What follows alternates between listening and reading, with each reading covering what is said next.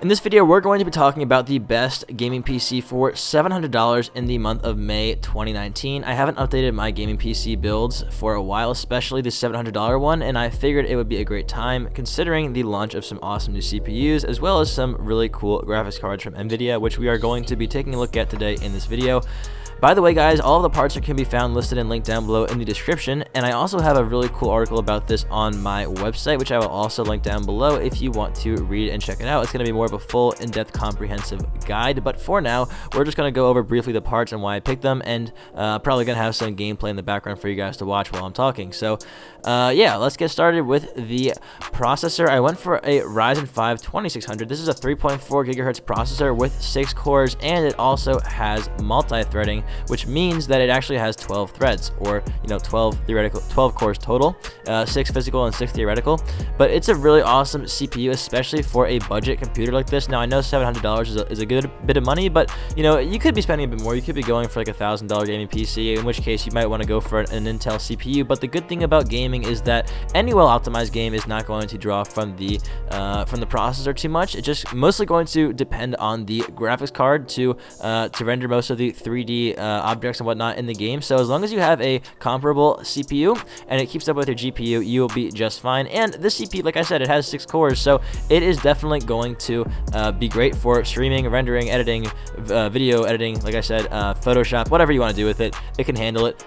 It's actually pretty on par with Intel's newest i5 CPUs. So, AMD in the past didn't really have a great reputation, at least with the FX series compared to Intel.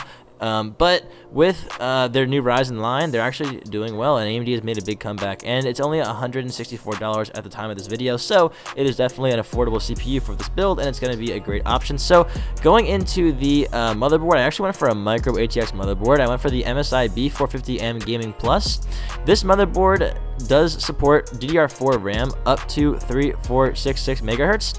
Now, unfortunately, it only has two 288-pin DIMM slots, which was a bit of a drawback. So I went for the RAM. I chose 2 sticks of 4 gigabytes of RAM and DDR4 2400 megahertz memory. Now, this is just regular Patriot memory. It looks kind of crappy, honestly, at least from a design perspective. It looks bare bones. It doesn't have any LEDs or fancy designs. If you want to pay a bit extra, like $5 extra for the kit, you could probably get a better looking kit. But guys, this kit is $5 per gigabyte for DDR4 2400. It's only $40, so that's really pretty good. The latency is great. I actually have this in my build and it's never let me down, so I'm definitely a big fan.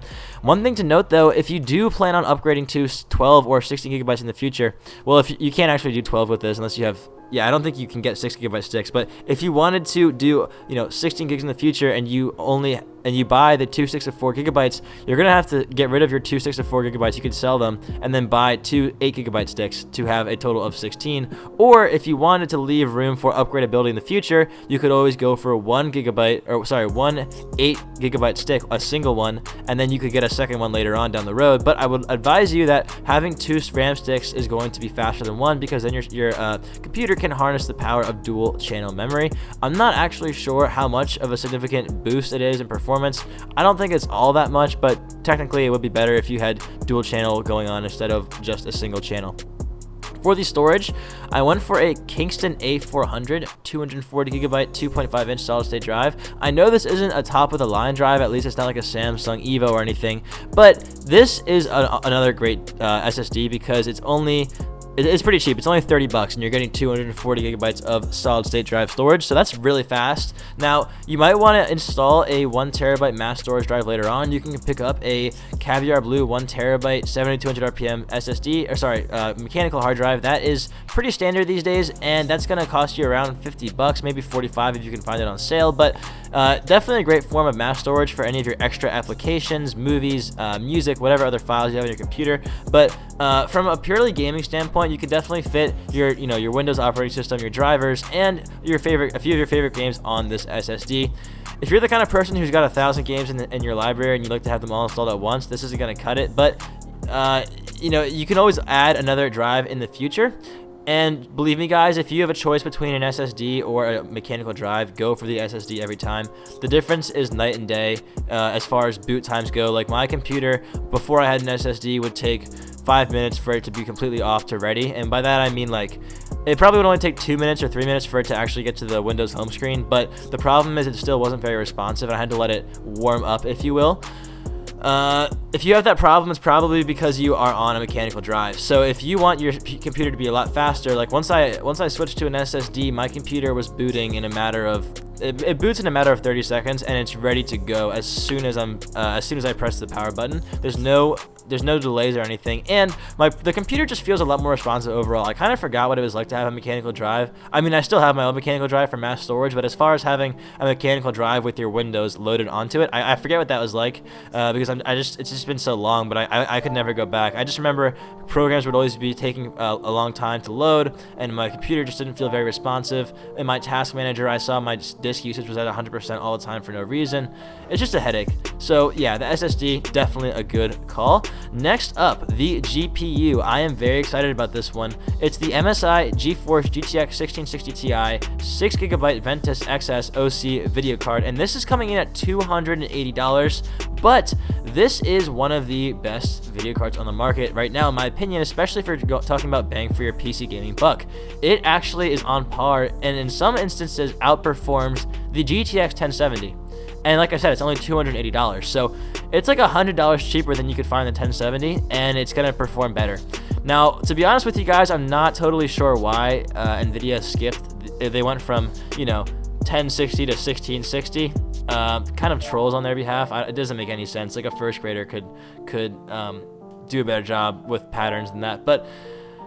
Either way, I'm going to leave a link to a full video review of this card by Linus Tech Tips. It's a really great video. But all you guys need to know for now is this card can handle 1080p Ultra with 60 or more FPS, even 1440p with high settings on a lot of games with 50 or 60 frames per second. It is up to the task. You won't have to worry about upgrading your GPU for a while. This thing is a freaking powerhouse. It comes in with a core clock of 1.5 gigahertz and a boost clock of 1.83 gigahertz. Now, if you want to get the full review, like I said, I'll have a link to it down below. It does have 3 display ports and an HDMI port, and it also supports NVIDIA's G-Sync, and it consumes 120 watts of power. Absolute monster. In combination with the Ryzen 5 2600, you're going to have a beastly PC. Then for the power supply, I went for the Corsair TXM Gold 550 watt semi-modular ATX power supply. So this is an 80 plus gold certified power supply, meaning it's very power efficient, and it also is semi-modular, so you will be able to get rid of some of the cables you don't need, which is going to really help with cable management. It's going to make your PC look a lot nicer, and it's going to help with better airflow, because a lot of cables that are jumbled up, it just looks like shit, and it's going to be hard for the air in the fans to push the air around in the cage as it's supposed to. So having the semi-modular power supply is just going to make your life a whole lot easier in multiple ways. And lastly, the case, which is going to house everything. I went for the Cooler Master Masterbox Lite 5. This is an ATX mid-tower case, and it comes in at around $45. Now, the grand total for this build is actually $715 before any mail-in rebates. After mail-in rebates, it's $689. Now, usually, I really try my best to keep the base total before any rebates below, or at least at the asking or the price that I'm talking about. But this is only 15 bucks over, and guys, you're getting a monster PC, so if you can afford the extra $15, you really might as well. And if you're lucky, you might even get it for cheaper than $700, especially if you can get a few more mail-in rebates. So that's it for me, guys. I really hope you enjoyed the video. One last time, all the parts can be found down below in the description, listed and linked to Amazon, and you can also find my website down there as well. Sorry I can't talk today. I guess that means I should probably end the video here. Have a good rest of your day, guys. I will catch you next time. Peace.